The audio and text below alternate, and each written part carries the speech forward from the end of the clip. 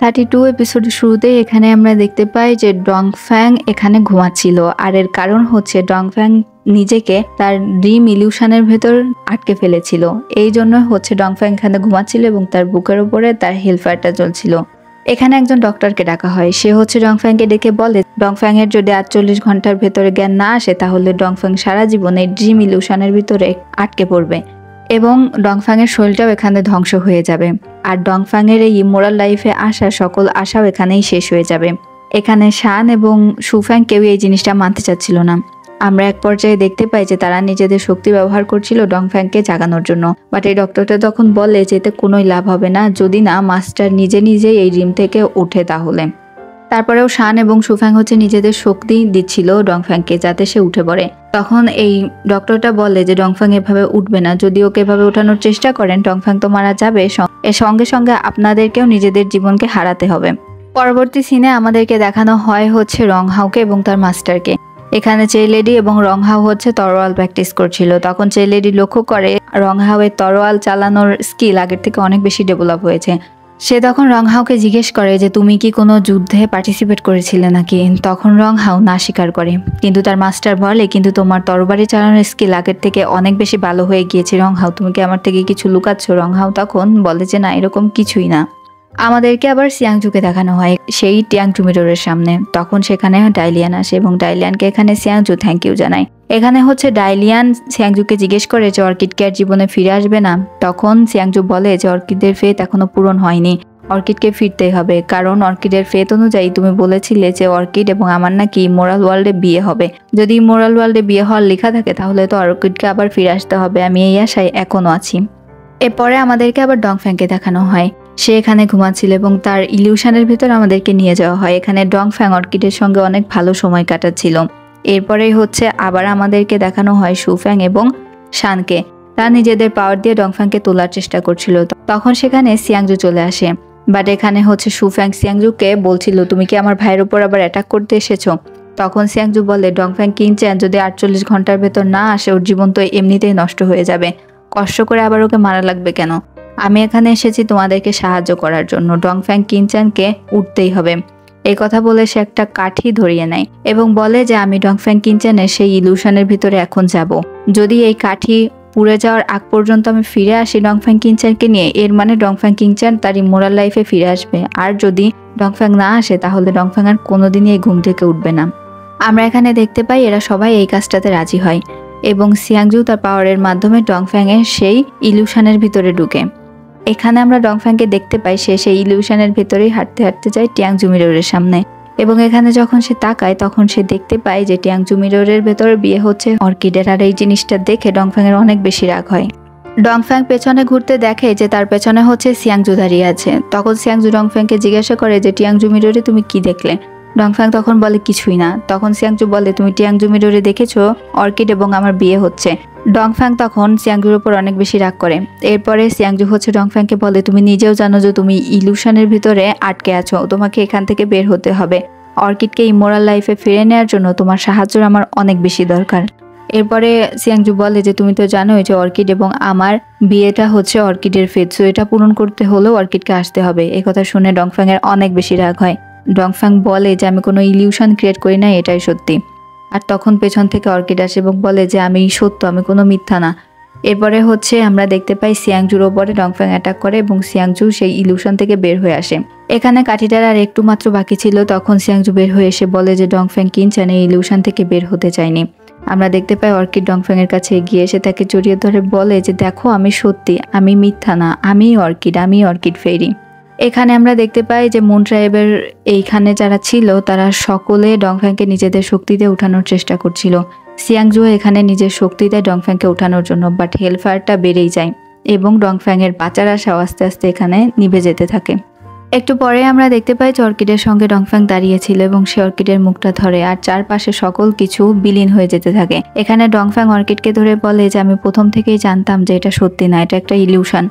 আমি তোমাকে এতটাই ভালোবাসি যে আমি ইলিউশনের মধ্যে হলেও তোমার সঙ্গে থাকতে চেয়েছিলাম, আমাকে ফিরতে হবে অর্কিড। এই কথা বলতে সবকিছু মিলিয়ে যায় এবং ডংফ্যাং এখানে অনেক বেশি কান্না করতে থাকে। একটু পরে আমরা দেখতে পাই যে ডংফ্যাং চোখ মেলে তাকায় এবং ডংফ্যাং তার ইমোরাল লাইফে ফিরে আসে।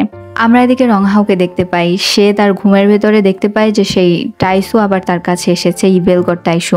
ইবেলগড় টাইসু হচ্ছে এখানে রংহাওকে বলছিল কেমন আছো রংহাও। রংহাও বুঝতে পারে যে ইবেলগড় টাইসু রংহাওয়ের পিছু সহজে ছাড়বে না। সিন কাট করে আমাদেরকে দেখানো হয় হচ্ছে শুফ্যাং এবং শানকে। এখানে শুফ্যাং এবং শান জানতো না যে ডংফ্যাং তার লাইফে আবার ফিরে আসছে। এখানে শুফ্যাং হচ্ছে শানকে বলছিল যে এই ভাইয়ার এই অবস্থা শুধুমাত্র আমার জন্যই, কারণ আমি যদি অর্কিডকে সেই ব্যাটেলফিল্ডে নিয়ে না যেতাম এবং অর্কিড যদি নিজের জীবন না দিত, ওই তরবারিটা আমি যদি তাকে না দিতাম, যদি সে অর্কিডকে সেখানে নিয়ে না যেত, তাহলে আজকে তার ভাইয়ের এই অবস্থা হতো না। তখন শান বলে কেন অর্কিডকে জেলি বের করেনি? তখন শুফ্যাং বলে যে না, আমার এত প্রহরী থাকতে কিভাবে অর্কিডকে অন্য কেউ বের করে নিয়ে যেতে পারে। আর এখানে সে ডক্টরটা আসে এবং শানকে বলে যে তার শরীরের যত্ন নিতে, কারণ তার শরীরে পয়জন ছিল। তখন শান বুঝতে পারে যে জেলি হচ্ছে এত কিছু করেছিল শানকে বাঁচানোর জন্য। সিন কাট করে আমাদেরকে দেখানো হয় হচ্ছে রংহাওয়ের মাস্টার মানে চেরি লেডিকে। সেখানে রংহাওকে বলে তুমি আমাকে কোনো কিছু মিথ্যা বলছো না তো রংহাও। রংহাও বলে যে মাস্টারকে আমি কিভাবে মিথ্যা বলতে পারি। তখন চেরিওমান তার পাওয়ারের মাধ্যমে যখন মাটিতে একটা আঘাত করে, চারপাশে সকল ইলিউশন কেটে যায় এবং দেখতে পায় যে তারা একটা বনের মাঝে দাঁড়িয়ে আছে। এখানে হচ্ছে রংহাওকে সে জিজ্ঞেস করে এইসবের মানে কি। আর তখন ইবেল স্পিরিটগুলো আবার চেরি লেডিকে অ্যাটাক করা শুরু করে। রংহাও আবার ইবেল স্পিরিটের মাধ্যমে তার মাস্টারকে ঠিক করে দেয়। এবার চেরি লেডি বুঝতে পারে যে রংহাও অনেক বড় অন্যায় করেছে।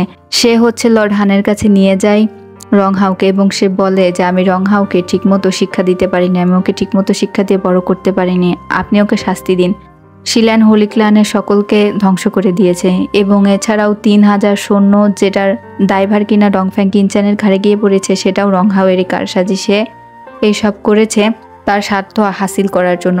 চেরিওমান এখানে জানতো না যে রংহাও এত কিছু করেছে তাকে বাঁচানোর জন্য। এখানে লর্ড হান বলে যে এখন সিয়াংজু এখানে নেই, তাই রংহাওকে তার ইমোরালত হারাতে হবে না। কিন্তু রংহাওকে সে পাঠিয়ে দেয় হচ্ছে কার্মা জেলে এবং বলে যে যতক্ষণ না সিয়াংজু এখানে আসছে ততক্ষণ রংহাও সেখানেই থাকবে। আমরা দেখতে পাই রংহাও এতেও খুশি হয়ে যায়, কারণ তার মাস্টার তাকে শাস্তি দিতে বলেছে এই জন্য।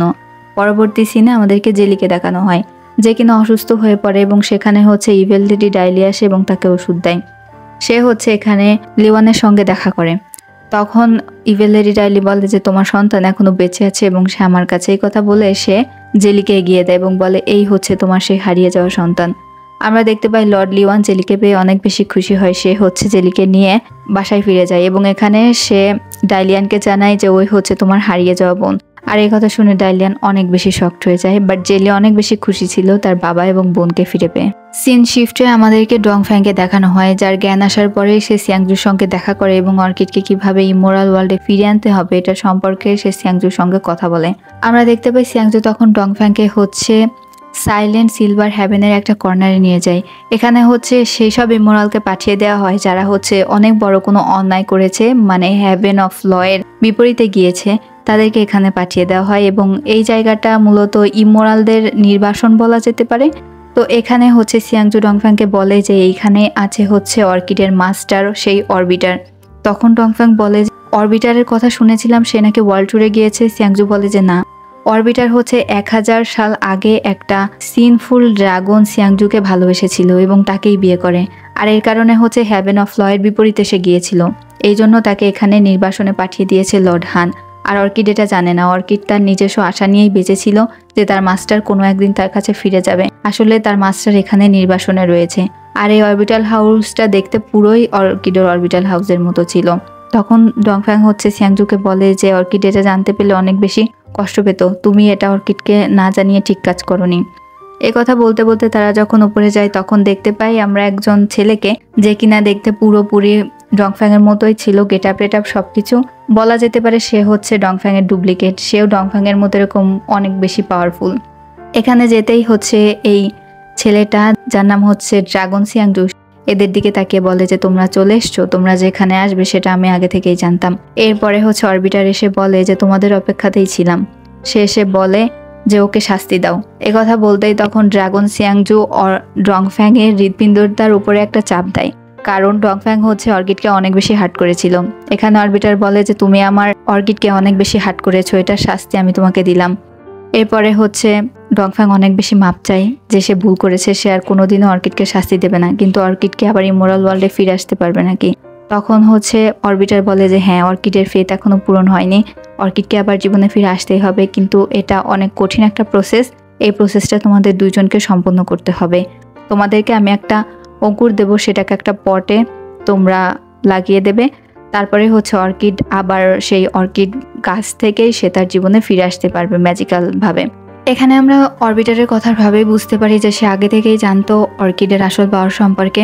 এখানে অরবিটার হচ্ছে ডংফ্যাংকে জিজ্ঞেস করে তোমার এবং অর্কিডের কিভাবে দেখা হয়েছিল। ডংফ্যাং তখন তার এবং অর্কিডের প্রথম দেখা সম্পর্কে বলে। এখানে অরবিটার বলে যে সেই দিন না চাইতেও অর্কিড তার নিজের পাওয়ার দিয়ে তোমাকে রক্ষা করেছিল, যার জন্য তোমাদের ভেতরে সেই সিল অ্যান্ড হোলি ক্ল্যানের কাজটা চলে আসছিল। আমরা এখানে দেখতে পাই যে অরবিটার হচ্ছে সিয়াংজুকে বলে তার জন্য এরপরে যখন আসে তখন যেন একটু বেশি মধু পানীয় নিয়ে আসে। অরবিটার হচ্ছে ডংফ্যাংকে বলে যে তোমার সঙ্গে আমার আলাদা কিছু কথা আছে। ডংফ্যাং যখন তার কাছে যায় তখন হচ্ছে অরবিটার ডংফ্যাংয়ের হাতে একটা ডেস্টিনি লিপ ধরিয়ে দেয়, আর এটা হচ্ছে অর্কিডের ডেস্টিনি লিপ ছিল। সে এখানে ডংফ্যাংকে বলে যে এটা তুমি যত্ন সহকারে রেখো। আর একটা কথাও বলে যেটা কিনা আমাদেরকে শোনানো হয় না। এরপরে আমাদেরকে দেখানো হয় অরবিটারকে। সে হচ্ছে একদিন অর্কিডের সঙ্গে বসেছিল এবং অর্কিডকে সবাই একটা অর্কিড ঘাস বলে সবসময় তাকে খেপাতো। তখন অরবিটার হচ্ছে অর্কিডকে ধরে বলেছিল, কে বলেছে তুমি অর্কিড ঘাস? তুমি তো আমার সেই অর্কিড যে অর্কিডকে লাখ লাখ অর্কিডের ভেতর রেখে দিলাম, আমি এক নিমেষেই তোমাকে চিনে ফেলবো। তুমি কোনো ঘাস নাও, তুমি আমার অর্কিড। আর এখানেই হচ্ছে 32 এপিসোডটা শেষ হয়ে যায়। ভিডিওটা ভালো লাগলে সাথেই থাকবেন।